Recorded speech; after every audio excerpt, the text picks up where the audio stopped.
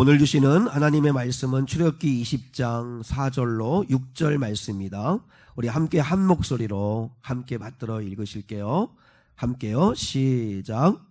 너를 위하여 새긴 우상을 만들지 말고 또 위로 하늘에 있는 것이나 아래로 땅에 있는 것이나 땅 아래 물속에 있는 것에 어떤 형상도 만들지 말며 그것들에게 절하지 말며 그것들을 섬기지 말라. 나 내 하나님 여호와는 질투하는 하나님인즉 나를 미워하는 자의 죄를 갚되 아버지로부터 아들에게로 3, 4대까지 이르게 하거니와 나를 사랑하고 내 계명을 지키는 자에게는 1000대까지 은혜를 베푸느니라. 아멘. 아멘. 제가 며칠 그 감기 몸살로 좀 이렇게 알았습니다. 그래서 약을 먹고 이제 많이 좋아졌는데 근데 입이 너무 바짝바짝 말라서 좀 이렇게 물을 좀 자주 좀 마시는 거 좀 이해해 주시면 좋겠습니다. 사랑하면 십계명은 무겁지 않습니다 하는 제목 가지고 말씀 나누기 원하는데, 여러분 기억하세요? 십계명 암송하는 방법? 신의 안부, 살간도 정탐. 꼭 기억하시고, 좀 시간이 없어서 자세히 하지는 못하지만 신의 안부 잘 묻는 우리 살간도에서는 정말 그런 며느리가 탐난다, 뭐 이런 이야기 꼭 기억하시면 좋겠습니다. 지난번에는 1계명을 함께 말씀을 나눴어요. 그걸 풀면 너는 내 얼굴 앞에서 어떤 것들을 두려워하지 마라. 너는 내 면전에서 다른 어떤 것들을 사랑하지 마라 라고 하는 게 1계명이었다고 말씀을 들었습니다. 오늘 그 원래 본문의 성경에서는 다른 신들을 섬기지 말라, 내게 두지 말라 이렇게 말씀하고 있는데, 카일 아일들먼이라고 하는 그분이 거짓 신들의 전쟁이라고 하는 책에서 오늘날 현대인들이 섬기고 사랑하는 우상들을 낱낱이 밝혔습니다. 근데 참 정확하게 지적을 했다고 생각을 합니다. 그러니까 오늘 10계명의 1계명이 뭐냐면, 너는 그 3절에 보시면 너는 나 외에는 다른 신들을 내게 두지 말라 이렇게 말씀했어요. 하나님이 다른 신들이 있다는 걸 인정하는 게 아니고 하나님을 신으로 모시고 있기 때문에 하나님께서 그 수준에서 말씀하시는 거지 진짜 신은 아닙니다. 가짜인데, 그런데 이 거짓 신들을 우리가 섬기고 있는데 그게 뭐냐 하는 걸 오늘날 우리의 입장에서 잘 밝혔는데, 첫째가 음식의 신이다 이렇게 얘기했습니다. 그러니까 잘 살기 위해서 먹는다면 그건 바른 거지만 오늘날은 어떻게 된 건지 먹방 시대가 되어가지고 먹기 위해서 사는 사람처럼 살아가는 사람들, 그게 바로 음식의 신을 섬기는 자들이다. 두 번째는 섹스의 신이다. 인간의 가장 근본적인 쾌락의 신이면서 사람들을 음란하게 만드는 거짓 신, 그게 섹스의 신을 섬기고 있다. 그리고 세 번째는 오락의 신. 아마 우리 젊은 우리 중고등부 아이들이 많이 해당이 되지 않을까 생각하는데, 하나님을 즐거워하는 것이 가장 큰 기쁨이 되어야 되는데, 그런데 하나님보다 더 사랑하고 즐기는 오락, 그게 오락의 신이라는 거죠. 그러면 스마트폰 게임이라든지 스포츠라든지 다 이게 그 자체가 문제가 있는 건 아닌데, 그런데 그 오락의 신에 사로잡혀가지고 하나님보다 그걸 더 사랑하고 시간과 에너지를 거기다 다 쓴다는 거죠. 그리고 네 번째는 성공의 신, 그리고 다섯 번째는 돈의 신, 여섯 번째는 성취의 신. 그러니까 내가 원하는 걸 이뤄내고 말겠다는 그 성취의 신. 그리고 일곱 번째는 나라고 하는 신. 그러니까 오늘날 얼마나 자기를 사랑합니까? 내가 좋으면 그만이지. 뭐 내가 좋은데 뭐 하는 나라는 신. 그리고 여덟 번째가 가족의 신입니다. 내 아들이 좋으면 되지. 내 아들이 싫다고 하는데 어떡해. 그래서 가족을 섬기는 신. 이 8가지를 이야기했는데 꼭 맞는 것 같아요. 여러분, 우상이라는 게 뭐죠? 우상은 하나님보다 더 사랑하고 하나님보다 더 좋아하고 하나님보다 더 즐거워하고 내 마음과 시간과 돈을 아낌없이 쓰는 거, 그게 우상입니다. 그게 거짓 신들이고 다른 신들인데, 앞에서 말씀드린 이런 8가지에 우리가 다 빠져서 지내고 있다는 거죠. 이 8가지는 뭐죠? 다 우리의 마음을 뺏어가는 것들입니다. 그러니까 하나님에게 마음을 드려야 되는데 그 마음들을 다 뺏어가게 만드는 게 이 8가지 신이라는 거죠. 이 8가지의 거짓 신들은 또 멀리 있는 게 아닙니다. 우리와 그냥 함께 더불어 살아가는 삶 속에 늘 가까이 있는 것들이라는 거죠. 그래서 이런 것에 나도 모르게 마음을 뺏기게 된다는 거죠. 오늘은 2계명입니다. 2계명은 1계명과 연결되는데, 그러니까 아까 말씀드린 것처럼 오늘날로 적용하면 너는 나 외에는 다른 신들, 그러니까 앞에서 말한 8가지 그런 신들을 너 내게 두지 마라. 근데 이 2계명은 무엇을 말씀하시냐면 그 거짓 신들, 정말 신이 아닌데 우리가 사랑하는 그것들을 얻기 위해서 우리가 취하는 행동, 그 우상 숭배하지 마라 하는 말씀입니다. 그러니까 우상을 숭배하는 이유가 뭐죠? 결국은 내가 원하는 걸 얻고자 하는 거잖아요. 돈을 더 잘 벌게 해달라고, 건강하게 해달라고, 가족들 잘 되게 해달라고, 하는 일마다 대박나게 해달라고, 성공하게 해달라고, 내가 원하는 것을 얻기 위해서 행동하는 거, 그게 우상 숭배라는 거예요. 그러니까 하나님과 관련이 없이 그 내가 원하는 것들을 얻기 위해서 취하는 우리의 모든 행동들을 우상 숭배다, 이렇게 말씀하는 것입니다. 오늘 첫 번째로 생각해야 할 것은, 하나님은 오늘 본문에서 2계명에서 3가지를 하지 말라라고 분명히 말씀하세요. 한번 여러분이 찾으면서 한번 읽어보세요.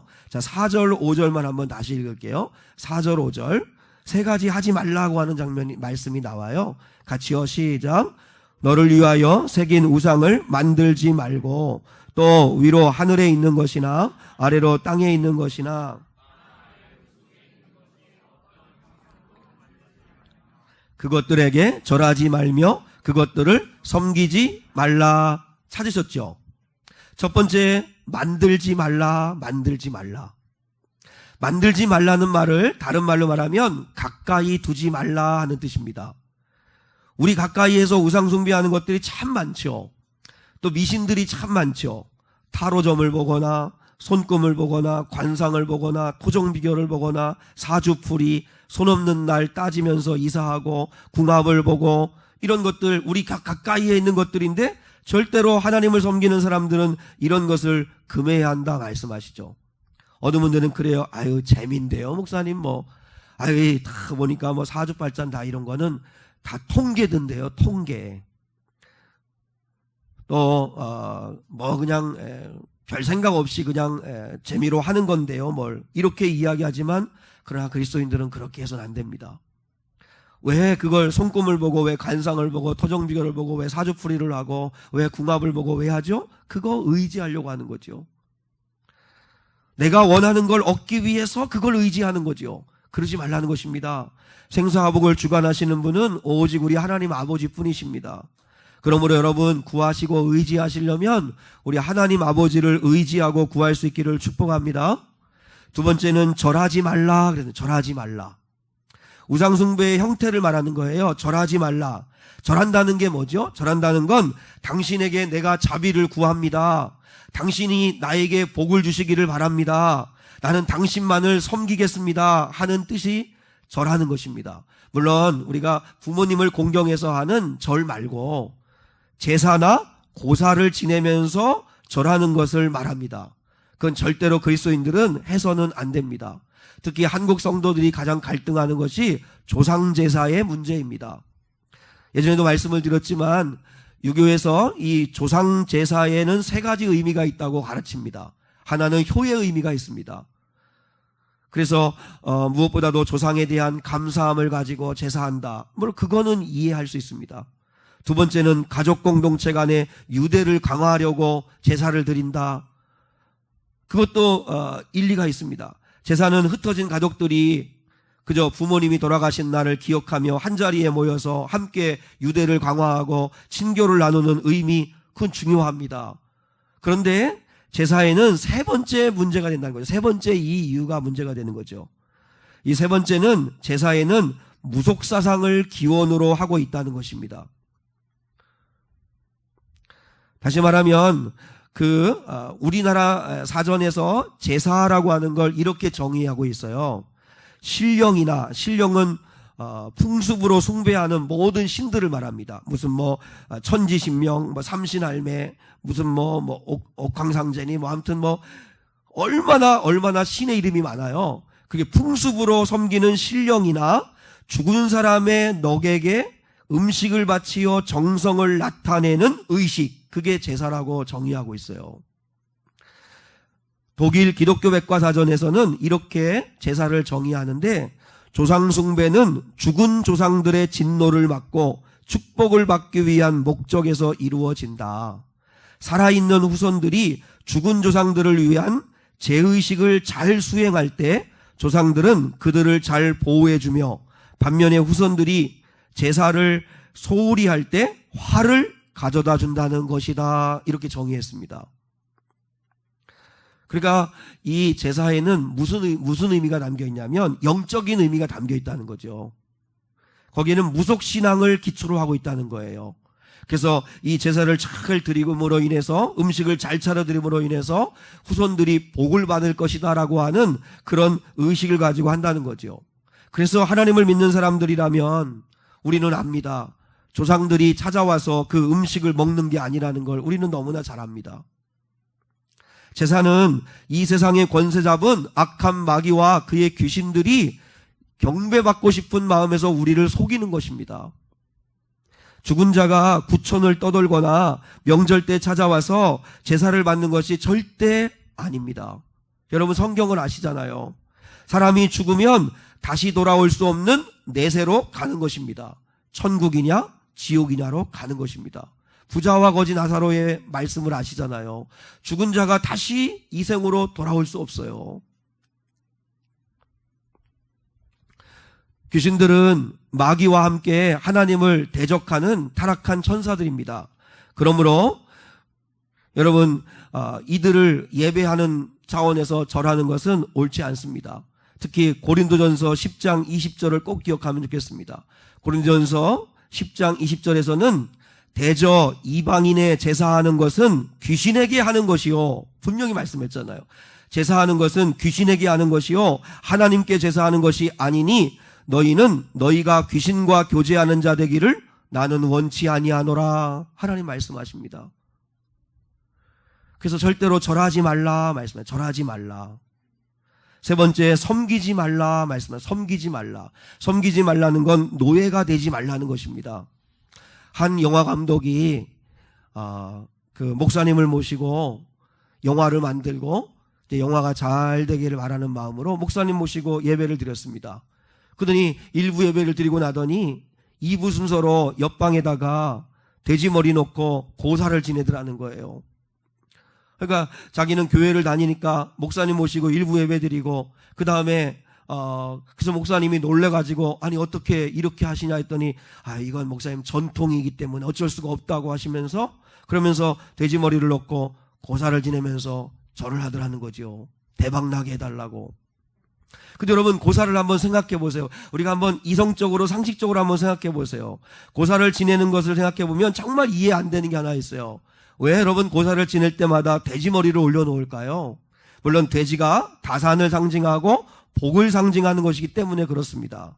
그래서 나라마다 양의 머리를 올려놓은 경우도 있고 소의 머리를 올려놓은 경우도 있지만 우리나라는 돼지 머리를 올려놓습니다. 근데 돼지 머리를 이렇게 삶아가지고 올려놓고 그래서 잘 되게 달라고 복을 달라고 거기다가 넙죽넙죽 절을 합니다. 죽은 돼지 머리가 복을 준다고 여러분 정말 믿으시는 거예요? 그리고 더 놀라운 건 그리고 그 돼지 머리를 썰어서 먹어요.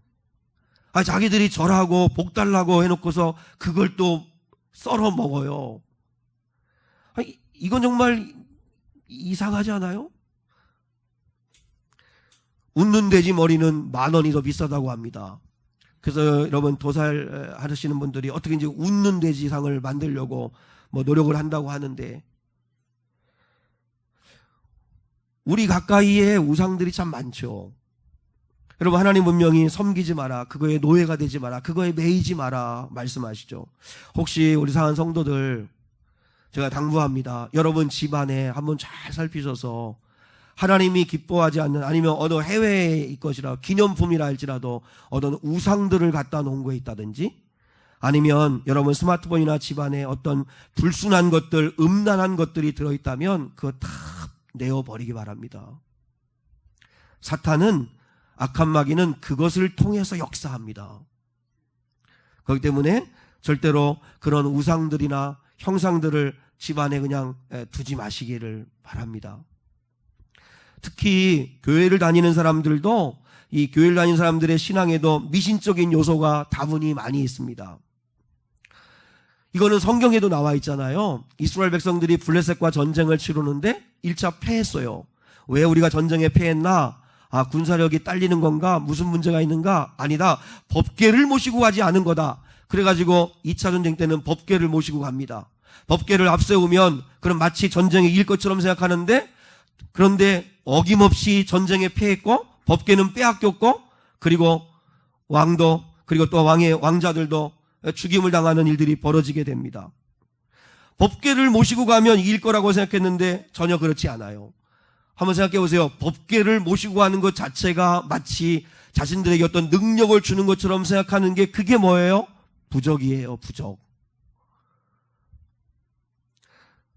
법궤에 담긴 말씀에 내가 순종하고, 그리고 하나님을 사랑하는 게 중요한 것이지, 법궤를 가지고 간다는 것 자체가 마치 무슨 능력인 것처럼 생각하면 그건 여러분 우상숭배입니다.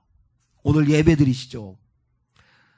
예배 안 드리면 찝찝하고, 예배를 드리고 나면은 그래도 오늘 할 일 다 했다, 마치 뭔가를 해버렸다, 해치웠다라고 여러분 예배를 생각한다면, 그럼 여러분 예배는 우상입니다. 이 예배에 왔다 갔다 한 그 자체로 복을 받고 구원받는 게 아닙니다. 예배자다운 삶을 사셔야 되고, 하나님과 인격적 관계를 나누셔야, 그래야 내가 구원받은 자가 되고 하나님의 자녀가 될 수 있습니다. 십자가를 우상으로 하시면 안 됩니다. 십자가를 바라보는 것은 십자가에 달리신 예수님을 바라보라고 하는 뜻입니다. 그런데 내가 십자가를 꽉 붙들고 있고 십자가 목걸이를 하고 있고, 그럼 마치 십자가 자체가 뭐가 나를 지켜주는 능력이 되는 것처럼 생각하시면 안 됩니다. 십자가의 그 사랑, 그 십자가에서 베푸신 예수 그리스도의 그 신 은혜, 그 예수 십자가에서 흘리신 예수의 보혈의 피, 그걸 내가 믿을 때 내게 능력이 나타나는 거지, 십자가 자체에 능력이 있는 것처럼 부적화하시면 안 됩니다. 마치 차량에다가 십자가 걸고 다니시는 분들 계시잖아요. 그 예전에는, 요즘은 별로 없는데 십자가 뒤에, 그 차량 뒤에다가 물고기 모양 이렇게 붙이고 다니신 경우도 있잖아요. 근데 십자가를 걸고 다니면 사고를 만나지 않을 거야라고 생각한다면 그건 부적입니다. 그렇지 않습니다. 십자가를 여러분이 차에다 달고 다니시는 이유는, 나는 예수 그리스도를 믿는 자답게 운전할 거고 교통법규를 성실하게 지킬 거라고 하는 마음으로 십자가를 달고 다니는 건 귀한 거지만, 그래 마치 십자가가 무슨 능력인 것처럼 생각해서는 안 됩니다. 또 우리 가끔 이렇게 교회에 등록하시고 하면 여러분 출입문에 교패를 붙입니다. 근데 내가 실제 그렇게 말씀하시는 분을 이야기를 들었는데, 그러면 이 교패가 마치 출애굽할 때 어린 양의 피를 보고 그 죽음의 영이 유월한 것처럼 교패 보고 마귀가 떠나갈 거라고 이렇게 이야기하는데, 그렇지 않습니다. 교패 봐도 마귀가 잘 들어갑니다. 교패는 우리 집은 예수님을 섬기는 가정입니다 라고 하는 표시일 뿐이지, 교패가 자체가 무슨 능력이 있는 게 아니지 않습니까? 우리가 자꾸 이렇게 우리의 신앙이 우상화되고 이렇게 무속화되어지는 그런 것들을 잘 경계해야 합니다. 오늘 하나님이 3가지 하지 말라고 했습니다. 만들지 마라, 절하지 마라, 그리고 섬기지 마라. 왜 사람들이 이렇게 우상을 섬길까요? 아까 말한 것처럼 8가지의 그 다른 신들, 거짓 신들을 어떻게든지 얻기 위해서 우상을 섬기는데 목적은 오직 하나입니다. 자, 4절에 제일 먼저 나오는 말씀이 뭐죠? 자, 다시요. 시작. 너를 위하여 새긴 우상을 만들지 말고. 자, 우상 숭배하는 가장 근본 목적은 나를 위한 겁니다. 나를 위한 거. 지금은 이제 하나님이 말씀하시는 거니까 너를 위하여라고 했죠. 너를 위하여. 우리 입장에서는 뭐예요? 내 행복을 위하여, 내 소원 성취를 위하여, 내 기쁨을 위하여, 나를 위하여 하는 것은 다 우상 숭배라는 거예요. 우리가 교회 나옵니다. 예수를 믿습니다. 틀린 건 아니지만 그러나 그게 근본 목적은 아닙니다. 우리가 예수 믿는 이유가 뭡니까? 예수 믿으면 마음에 평안함이 있습니다. 교회 나와서 말씀 듣고 좋은 말씀 듣고 하면 그러면 유익되고 마음의 평안함을 얻습니다. 또 좋은 교인들과 함께 만날 수도 있고 교제할 수 있어서 교회 나오면 참 좋습니다. 그리고 교회 나오는 건 내가 행복하려고 나옵니다. 물론 이것도 있지만 그러나 우리가 예수를 믿고 교회 나오는 이유는, 교회 나와 예수를 믿는 이유는 구원받기 위하여 오는 것입니다. 그러니까 나를 위해, 내가 행복하고 내가 마음의 평안을 얻고 내가 또한 즐겁고 내가 좋은 말씀 들어서 유익하게 얻고 나를 위하여 나오는 게 아니고, 우리의 믿음이 성숙해지면 여러분 하나님을 위하여, 하나님이 베푸신 구원의 은혜를 얻기 위하여 하나님 아버지 앞에 나오는 것입니다. 그래서 신앙이 깊어지면 우리가 살아가는 근본 목적이 뭐예요? 내 기쁨을 위해서 사는 게 아니라 하나님의 기쁨을 위해 사는 거예요. 하나님을 영화롭게 하려고 사는 거예요. 왜 하나님을 높여드리고 영화롭게 해야 되죠? 그분이 우리 창조자이시니까. 한번 여러분 옆 사람에게 이렇게 이야기했습니다. 하나님을 예배해야 되는 이유는 그분이 창조자요 당신의 아버지시기 때문입니다. 시작. 너무 길었어요? 너무 길어요? 이것도 못 외워요? 그러시구나.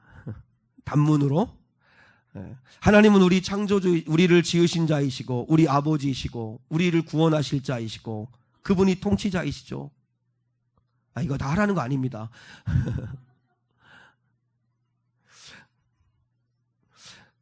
여러분, 우리가 하나님을 이렇게 섬길 때 제가 재밌는 글을 하나를 보았는데, 그러니까 내 입장에서 나를 위한 그저 내 마음에 드는 이런 그 태도로 하나님을 섬기면 참 신앙에 이를 수 없는 것 같아요. 늘 이 사랑은 그 상대방에게 뭔가 주고 그리고 또 상대방을 어떻게 섬기고 하는 그런 모습 속에서 진정한 사랑이 꼽히는데, 그 장현희 교수의 그 살아온 기적, 살아갈 기적에서 보니까 그 대학 그 20세 그 대학 1학년생들한테 장차 앞으로 이렇게 만날 그 반려자를 어떤 사람을 만났으면 좋겠나 하는 걸 이렇게 물었대요. 그래서 이제 그 남자들이 내가 좋아하는 여자, 내가 원하는 여자상을 이야기하는데 이렇게 이야기해. 한번 잠깐만 들어보세요. 나만 사랑하고 다른 남자는 쳐다보지도 않는 여자, 우리 부모님 공경하고 잘 돌보는 여자, 남편 도움 청하지 않고 가사 일은 혼자 알아서 하는 여자, 요리 잘하는 여자, 부지런해서 늘 집안일을 깨끗하게 잘 정돈해 놓는 여자, 몸과 정신이 건강한 여자, 책을 많이 읽는 교양 있는 여자, 내가 파수로 매주를 쓴다 해도 믿는 여자, 비가 오면 우산 들고 버스 정류장에서 기다려주는 여자, 내가 아무리 늦게 와도 저녁 먹지 않고 기다려주는 여자.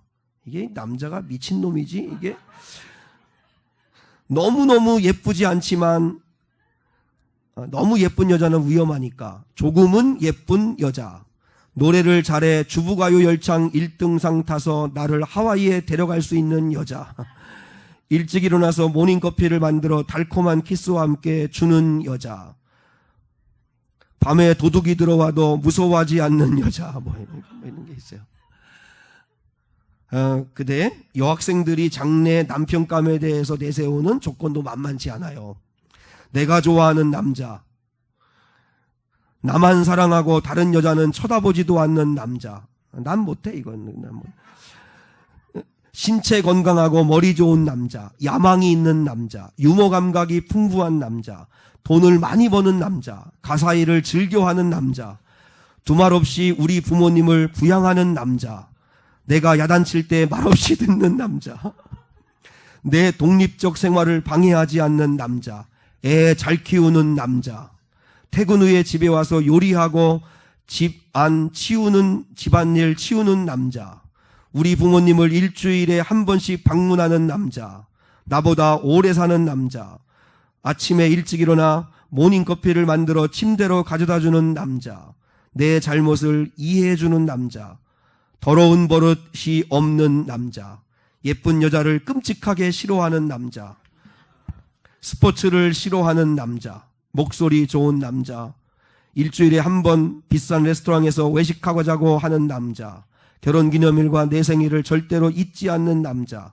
자주 꽃을 주는 남자, 나와 함께 쇼핑하러 가는 남자, 여자 화장실 앞에서 내 핸드백을 들고 서 있을 수 있는 부끄러워하지 않는 남자. 이게 또 여성들이 원하는 남자예요. 제가 이 책을 이렇게 읽으면서, 그러니까 자기 입장에서 원하는 거잖아요. 그러니까 내가 원하는 거예요. 그러니까 내가 원하는 한 이 두 사람이 만났다고 생각해 보세요. 무슨 결혼 생활이 행복하겠어요? 서로 원하기만 하는데 왜 당신은 나한테 안 해주냐? 왜 잘해 안 해주냐? 왜 이렇게 안 해주냐? 라고만 서로 기대하고 있으면 무슨 사랑이 거기에 꼽히겠어요? 그래서 우리 주님 말씀하신 대로 사랑은 주는 거죠. 주는 거. 사랑은 주는 거. 자, 여러분의 가정이 행복한 부부관계인가 아닌가 제가 한번 테스트를 해드릴게요. 이제 부부가 같이 밥을 먹어요. 밥을 먹는데 남편이 이제 밥을 먹다가 여보 물 좀 줘 이렇게 얘기해요.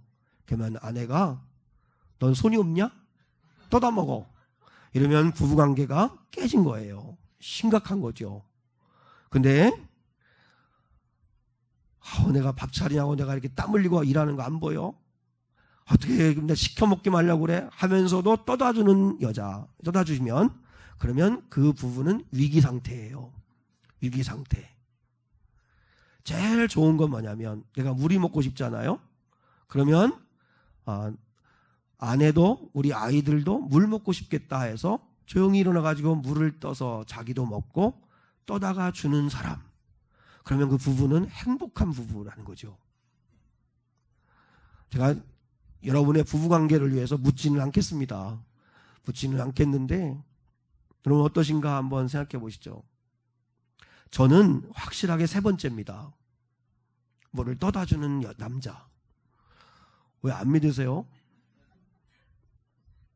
그래서 한 여러분, 제가 왜 이 이야기를 하냐면 생각해 보세요. 하나님 아버지 앞에 우리가 신앙생활 하면서 늘 원하기만 해. 늘 나를 위해서. 나를 위해서. 그게 오늘 우상을 섬기는 이유가 뭐예요? 자기를 위해서요. 자기를 위해서. 내가 원하는 거 갖기를 위해서. 우상의 특징이 있습니다. 우상의 특징은 눈에 보인다는 것입니다. 눈에 보인다는 거예요.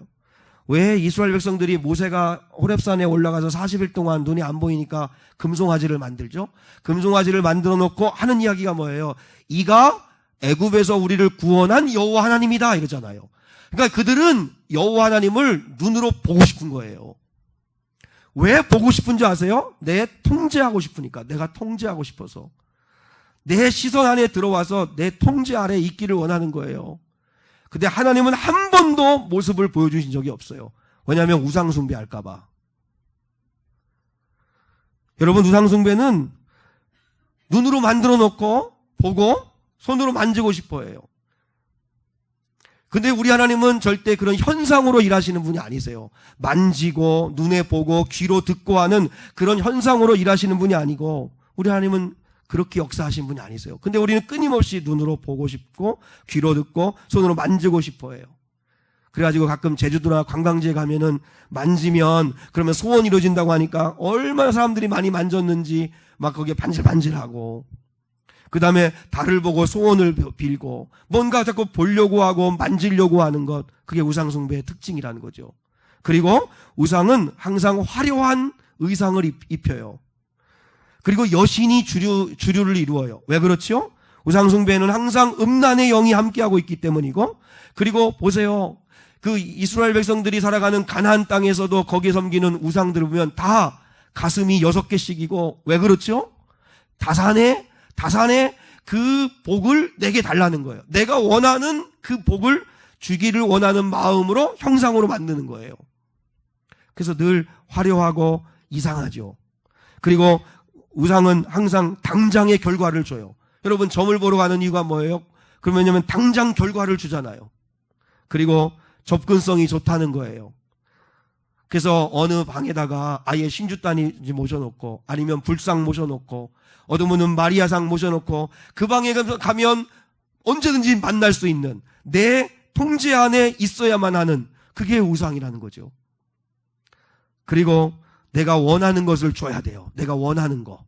내가 원치 않는 걸 주면 안 돼요. 내가 늘 원하고 내가 늘 바라는 거를 채워주는 게, 그게 우상의 특징이에요. 근데 우리 하나님은 절대 그렇지 않으시다는 거예요. 성경은 우상 숭배하는 자를 반드시 하나님이 멸하신다고 말씀하세요. 자, 우리 5절 말씀을 한번 다시 보겠습니다. 5절 말씀 한번 다시 읽습니다. 시작. 그것들에게 절하지 말며 그것들을 섬기지 말라. 나 내 하나님 여호와는 질투하는 하나님인즉 나를 미워하는 자의 죄를 갚되 아버지로부터 아들에게로 3, 4대까지 이르게 하거니와. 하나님은 뭐 하시는 하나님이라고 말씀하시죠? 질투하시는 하나님이라고 말씀하세요. 참 이상하죠. 하나님은 의로운 하나님이시다, 사랑의 하나님이시다, 뭐 이렇게 말하는 건 어울리는데, 하나님이 질투하시는 하나님이다, 이렇게 말씀하세요. 인간의 질투는 죄성으로 오염되어 있기 때문에 무서운 감정 에너지입니다. 질투 때문에 형 가인은 동생 아벨을 쳐 죽입니다. 질투 때문에 사울왕은 충신 다윗을 죽이려고 못 죽여 안달입니다. 왜요? 질투심 때문에. 그런데 하나님도 질투하신다는 거예요. 그러면 우리 하나님이 질투하시는 건 우리 인간과 똑같은가? 그렇지 않습니다. 하나님의 질투는 하나님의 열정, 하나님의 사랑을 말하는 것입니다. 다시요. 하나님의 질투를 한다는 것은, 하나님의 질투는 인간을 향한 당신의 열정과 사랑을 말하는 것이에요. 그러면 여러분, 하나님이 우리를 향해 질투하신다는 게 무슨 뜻인 줄 아세요? 하나님이 우리를 질투하신다는 건 악한 마귀에게 종노릇하며 지옥으로 가는 것을 내버려 두실 수 없어서 당신의 열심과 열정으로 우리를 건져내시고야 말겠다는 그 마음이 하나님이 질투하신 하나님이라는 거예요. 그럼 여러분, 하나님의 질투하시는 하나님의 가장 큰 절정의 질투는 뭘까요? 뭐죠? 십자가의 사랑입니다. 십자가의 사랑. 십자가가 뭐죠? 하나님의 열심, 하나님의 열정이 우리를 죄의 종노릇하는 데서 지옥 가도록 내버려 두지 아니하시고 건져내시겠다고 하는 뜨거운 사랑입니다. 그래서 하나님은 질투하신 하나님. 하나님이 질투하셨기 때문에 마귀에게 질투하고 세상에 질투하셨기에 저와 여러분이 여기 지금 앉아서 예배하고 있는 것입니다. 구원함을 받은 것이죠. 제가 설교를 준비하는데, 하나님이 우리를 그렇게 질투하신 하나님으로 사랑한다면 우리도 하나님을 그렇게 열정을 다해 사랑해야 됩니다. 근데 하나님을 향하여 열정으로 사랑했던 사람 중에 한 사람을 뽑으라면 비느하스입니다. 비느하스. 여러분, 비느하스라고 아시죠? 아론의 손자입니다. 아론의 손자인데, 시대가 무슨 상황이냐면 이스라엘 백성들이 모압 여인들, 미디안 여인들과 음란한 우상숭배에 빠졌습니다. 그 당시에는 다 그 신전에서 일하는 여성들과 함께 이스라엘의 남자들, 유대인 남자들이 음란의 영에 빠져가지고 음란한 짓을 저질러서 하나님이 이스라엘의 연병을 내려서 24,000명이 죽습니다. 지금 막 죽어나가고, 지금 막 모세를 중심으로 해가지고 막 회개하고 막 하나님 아버지 앞에 지금 돌아오고 있는 상황인데, 버젓이 유대인 한 남자가 미디안의 여자를 보란듯이 모세와 이스라엘 백성들이 보는 앞에서 데리고 자기 침상으로 들어가는 거예요. 근데 다른 사람들은 가만히 보고 있는데 그때 아론의 손자 비느하스가 가만히 있지를 못하고 창을 들고 쫓아 들어가 가지고 그 음란한 짓을 저지르는 남자와 여자를 찔러 죽입니다. 그때 하나님이 뭐라고 말씀한 줄 아세요? 이 비느하스가 내 질투심으로 질투하여 주었다, 이렇게 말씀하세요. 그래서 나를 위하여 질투하여 이스라엘을 구원해낸 자가 이 비느하스다, 이렇게 말하세요. 그러면서 비느하스에게 하나님이 복을 주세요. 여러분, 우리가 세상을 향해 이 질투심이 우리에게 있어야 합니다. 여러분, 혹시 누가 여러분의 아버지를, 여러분의 엄마 아빠를 막 조롱하고 비웃는데도 여러분이 가만히 있을 수 있습니까? 목숨을 걸고라도 싸워야겠죠. 왜요? 내 사랑하는 부모님을 욕되게 하는 것을 가만히 견딜 수 없는 것, 그건 부모님의 질투심으로 질투하는 거예요. 하나님을 향한 마음도 똑같아요. 다윗이 왜 골리앗과 싸운 줄 아세요? 골리앗이 아침 저녁으로 이스라엘 하나님을 모욕하니까, 근데 이스라엘 백성들은 다 두려워 떨고 있는데, 그래 내가 골리앗에게 맞아 죽는 한이 있어도 나는 싸우리라, 하나님을 모욕하는 저를 가만둘 수 없다, 하나님의 질투하심으로 나가 싸운 거예요. 하나님은 그런 자를 승리하게 하세요. 비느하스도 마찬가지고, 여러분 직장에서, 물론 요즘 교회가 이렇쿵 저렇쿵, 교회가 목사님이 어떻다, 장로님이 어떻다, 교회가 뭐 이 지경이다 이야기할 수 있지만, 그럼에도 불구하고 여러분 하나님의 질투심을 잃어버리지 않을 수 있기를 축복해요. 물론 사람이 실수할 수 있다, 그러나 우리 하나님이 그렇지 않다. 그리고 좋은 교회도 있다, 좋은 목회자도 있다, 좋은 성도들도 있다, 여러분 이야기할 수 있어야 합니다. 이 말씀에 근거해서 어떤 사람들은 가게에 흐르는 저주가 있다고 주장을 했습니다. 왜냐하면 오늘 성경에 보니까 3, 4대에 이르게 하리라, 이렇게 말씀했잖아요. 자, 현준이하고 주영아 목사님을 봐봐요. 할아버지가 잘못한 것을 아들 아버지에게 아버지가 저주받고, 할아버지가 잘못한 거를 손자가 저주받고, 그래서 3, 4대에 이르게 하리라, 이 말씀은 벌써 가게에 흐르는 저주가 있는 거다. 그러니까 가게에 흐르는 저주를 끊어야, 그래야 복을 받을 수 있다라고 하지만 그건 거짓말입니다. 그렇지 않습니다. 이 3, 4대가 저주를 받으라고 하는 이 말은, 이 시대는 대가족 시대입니다. 할아버지, 할머니, 오히려 증조 할아버지, 또 그 다음에 할아버지, 아버지, 증손자까지 3, 4대가 함께 사는 대가족 사회이기 때문에, 한 사람이 우상숭배로 범죄하면 3, 4대가 어려움을 당한다는 걸 그 말씀하시는 거예요. 그런데 정말 중요한 건, 보세요. 하나님이 우상숭배한 자들에게는 3, 4대로 저주하겠다고 하시는데, 그러나 하나님을 사랑하고 하나님의 계명을 지키는 자에게는 몇 대까지 은혜를 주신다고 말씀하세요? 1000대까지요. 그러면 생각해 보세요. 3대 1000이에요. 3대 1000. 그 3도 하나님의 사랑이에요. 잘못하니까 징계하시겠다는 거니까. 그런데 하나님을 사랑하고 하나님의 계명을 지키는 자에게는 1000대까지 은혜를 베푸시겠다고 말씀하세요. 하나님은요, 은혜 주기를 기뻐하시는 분이세요. 그런데 우상숭배하면 이렇게 저주받아 멸망한다는 거예요. 그리고 우상숭배하면 하나님의 나라를 유업으로 받지 못해요. 반드시 기억하셔야 돼요. 고린도전서 6장 9절로 10절. 불의한 자가 하나님의 나라를 유업으로 받지 못할 줄을 알지 못하느냐? 자, 하나님의 나라를 유업으로 받지 못하는 사람들의 종류가 나오는데, 첫째는 음행하는 자. 여러분, 음행하는 자, 음란한 자, 하나님의 나라를 유업으로 받을 수 없습니다. 두 번째가 우상숭배하는 자, 세 번째가 간음하는 자, 네 번째가 탐색하는 자, 다섯 번째가 남색하는 자, 쭉 나옵니다. 근데 두 번째가 우상숭배하는 자입니다. 절대로 우리 당한 성도들은 재미로도, 아니면 그냥 생각 없이 절대 우상숭배하지 마십시오. 오직 하나님께만 은혜와 복을 구할 수 있기를 축복합니다. 결론으로 이 계명을 우리에게 어떻게 적용할까요? 하나님은 인격적 만남을 갖기를 원하신다는 것입니다.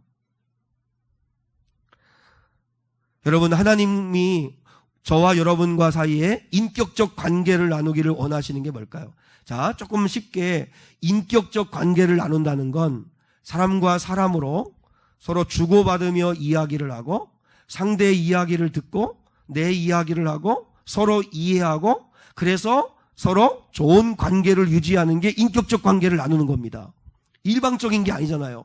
근데 시편 115편에는 시간이 없어서 읽지 못하겠는데 시편 115편에 너희가 만든 우상을 봐라. 눈이 있어도 보지 못하고 귀가 있어도 듣지 못하고 입이 있어도 말하지 못하고 손이 있어도 움직이지 못하고 너희들이 메고 다녀야만 되지 않냐? 움직여줘야만 되지 않냐? 그런 헛된 우상 섬기지 말고 여호와를 섬겨라. 여호와를 의지하라. 시편 115편에서 분명히 말씀하셨어요. 여러분, 우상은 인격적 관계를 나눌 수 없다는 뜻이에요. 그런데 우리 하나님은 살아계셔서 인격적 관계를 나누실 수 있으세요. 하나님의 마음을 깨달을 수 있고 하나님께 내 속상한 마음을 쏟아드릴 수도 있고 하나님의 말씀에 내가 순종하고 하나님에게 영광을 돌리고 하나님의 말씀 앞에 내가 찔림으로도 회개도 하고 얼마든지 인격적 관계를 나눌 수 있다는 거예요. 뭘로요? 말씀으로요. 말씀으로.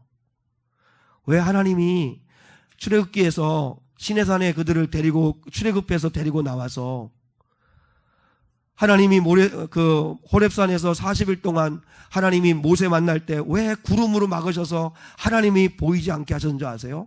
우상 숭배하지 말라고, 형상 만들지 말라고, 나는 너희와 말씀으로 만나기를 원한다고. 그래서 큐티하시에요. 큐티도 하고 기도하고 찬양하고 예배하고 하는 게 그게 하나님과 인격적 관계를 나누는 거예요. 저는 우리 사랑하는 성도들이 앞이 보이지 않을 때, 두려울 때, 외로울 때, 걱정될 때, 잠이 오지 않을 때, 울고 싶을 때, 자녀들이 속을 썩일 때, 자녀들이 잘 되길 바랄 때, 그때 하나님을 예배할 수 있기를 축복합니다. 하나님을 찬양하는 게 예배예요. 하나님께 그냥 마음 쏟아놓고 마음을 드리는 게 그게 예배예요.